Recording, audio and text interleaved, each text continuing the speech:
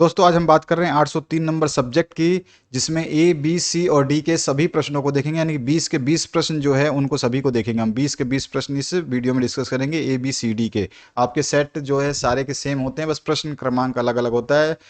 इस विषय का नाम है पूर्व बाल्यावस्था परिचर्या एवं शिक्षा। तो चलिए इसके प्रश्नों को देख लेते हैं और पूरे प्रश्नों को देखेंगे और पूरे के आंसर हम यहाँ पे डिस्कस करने वाले हैं। यहाँ पे पहला जो प्रश्न है पूछा गया है, राष्ट्रीय पाठ्यचर्या की रूपरेखा प्रकाशित हुई।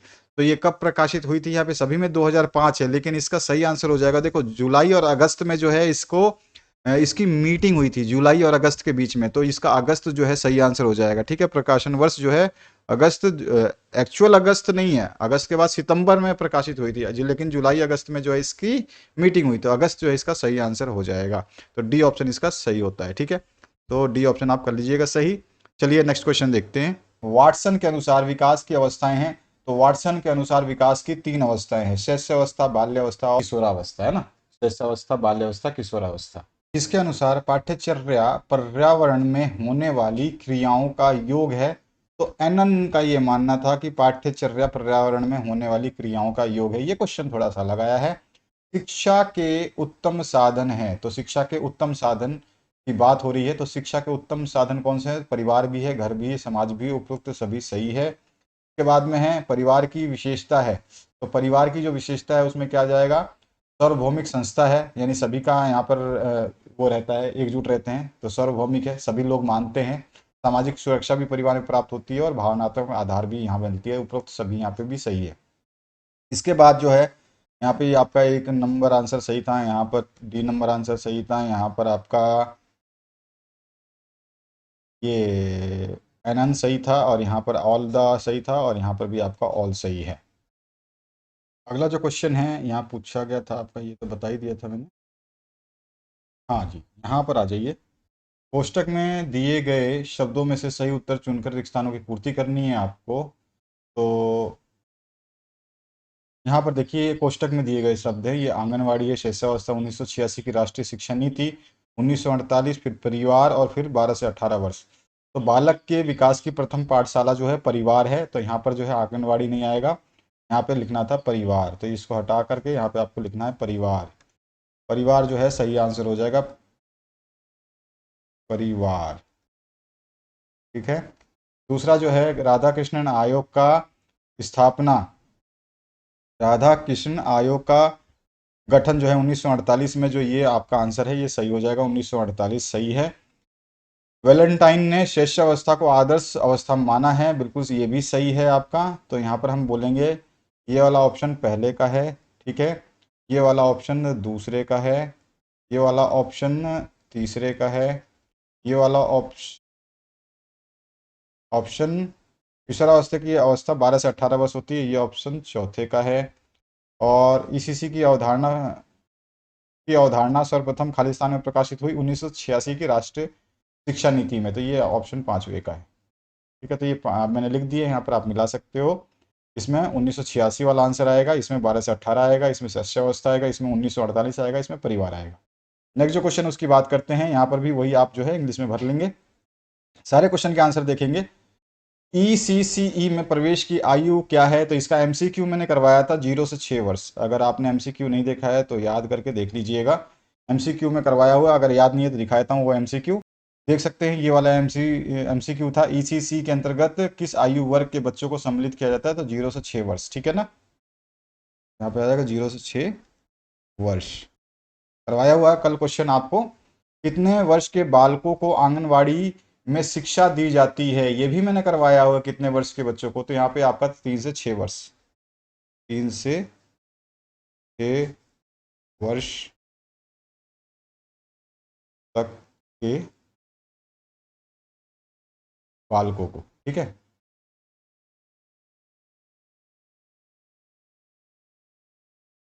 भाषा विकास की भाषा विकास का प्रथम चरण क्या है? तो सुनना,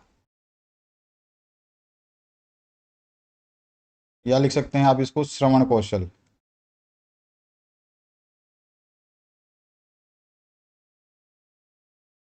ये पहला चरण है, मैं बार बार बताता रहा हूं कि पहले आपका सुनना आता है ना। याद आ गया होगा आपको। पाठ योजना के सहायक सामग्री क्या है? तो बहुत सारे सहायक सामग्री है, जिसमें आपका ब्लैक बोर्ड है,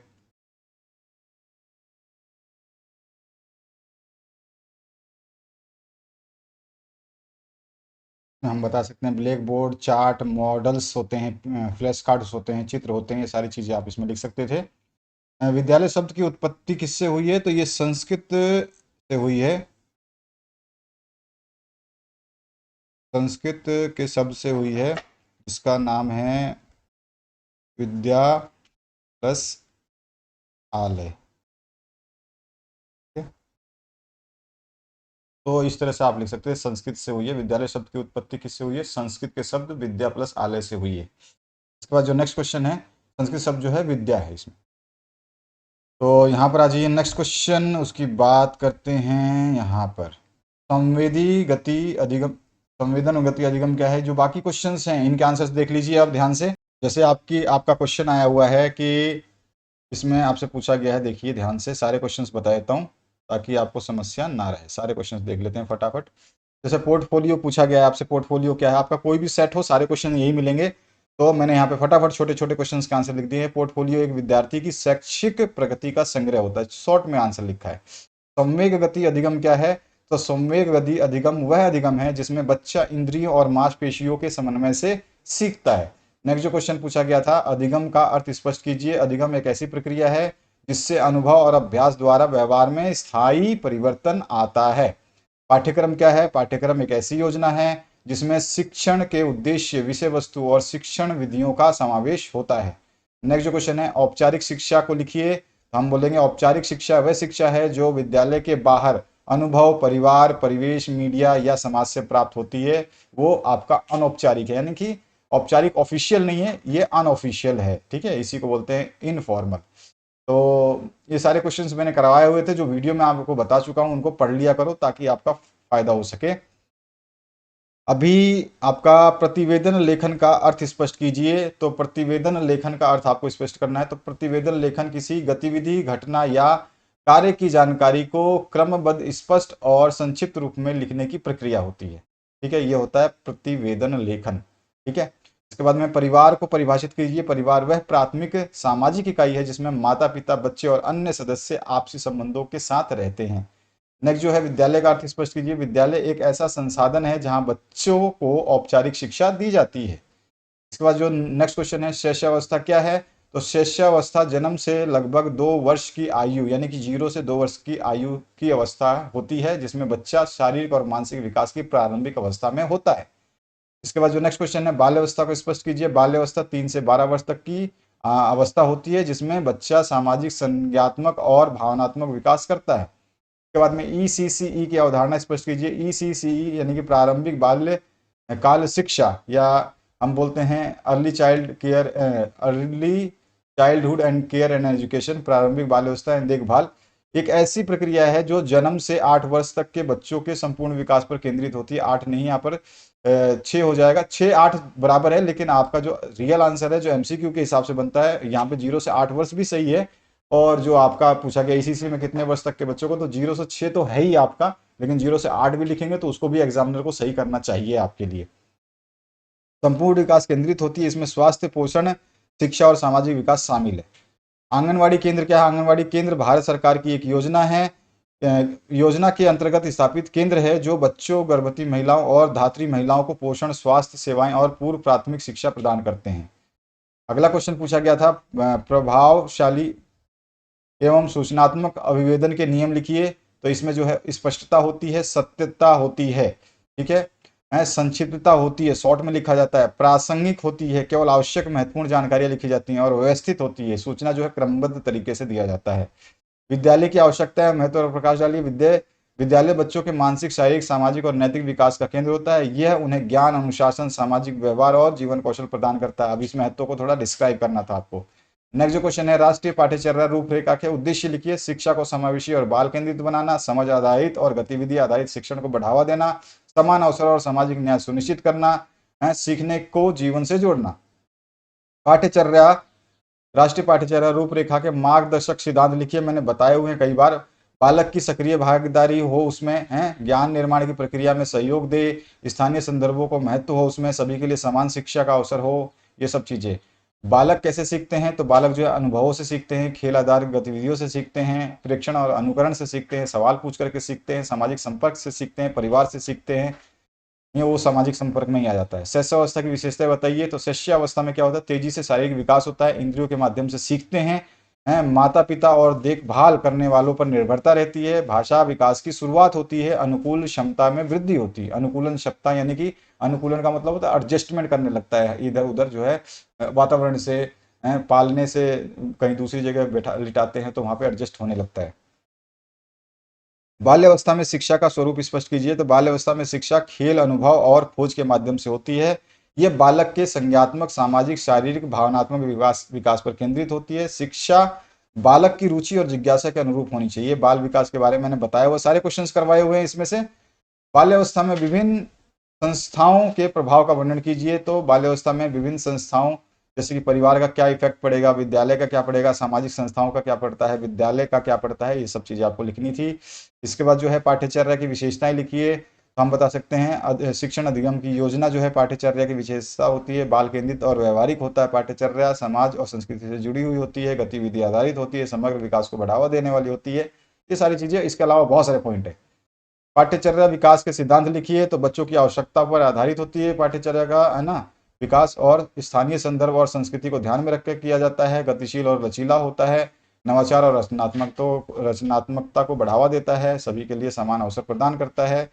इसके बाद जो है इकाई योजना का अर्थ और उसकी विशेषताओं पर प्रकाश डालिए, तो हम बोलेंगे इकाई योजना एक विस्तृत योजना होती है जिसमें एक विशिष्ट विषय या इकाई को सिखाने की संपूर्ण रूपरेखा दी जाती है। इसके उद्देश्य क्या है, गतिविधियों की योजना बनाना, समय का विभाजन करना, मूल्यांकन की रणनीति स्थापित करना, संसाधनों का उपयोग करना, और भी है। इसकी डिटेल वीडियो मैंने पहले दे रखी थी आपको।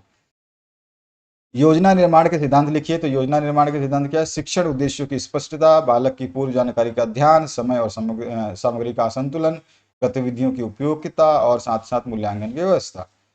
इसके अलावा जो नेक्स्ट है आपका क्वेश्चन, बालक के संवेगात्मक विकास को प्रभावित करने वाले कारकों का वर्णन कीजिए, तो परिवार का वातावरण, ठीक है। इसके अलावा शिक्षकों और सहपाठियों का व्यवहार, मूल्य और संस्कार, मीडिया और सामाजिक प्रभाव, शारीरिक स्वास्थ्य और पोषण, ये सारी चीजों के बारे में डिस्क्राइब करना था।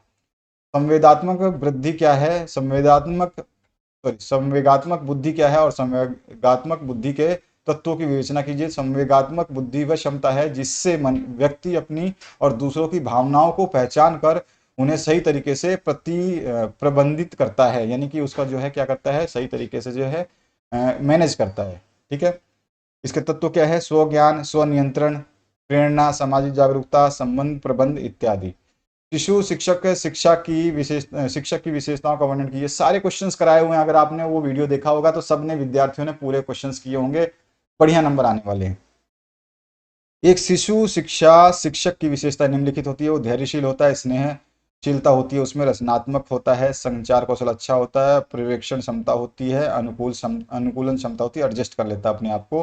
विद्यालय में प्रारंभिक अधिगम की चुनौतियों की व्याख्या कीजिए, तो प्रारंभिक अधिगम में क्या हो सकता है, भाषा की कठिनाई आ सकती है, सीमित ध्यान अवधि होती है, शारीरिक व मानसिक असमानता देखने को मिलती है, पर्याप्त साधनों की कमी भी हो सकती है, अभिभावकों की जागरूकता में कमी हो सकती है, शिक्षकों का अब जो है अभाव भी हो सकता है, ठीक है। तो इस तरह से ये जो प्रश्न आपने देखे, इसके आंसर्स हमने देख लिए, सारा पूरा 20 के 20 प्रश्न हमने डिस्कस कर लिया। आशा करता हूं अब नेक्स्ट वीडियो को आप छोड़ेंगे नहीं और सारे वीडियोस आप देखेंगे ध्यान से, ताकि आप प्रश्नों को ना छोड़ पाएं और अच्छा स्कोर कर पाएं। जितने भी वीडियोस दिए जा रहे हैं वहीं से प्रश्न आ रहे हैं, फर्स्ट ईयर का भी ऐसा ही है और सेकंड ईयर का भी ऐसा ही है। Thank you very much, have a good day. Next video में फिर से मिलेंगे आपके साथ।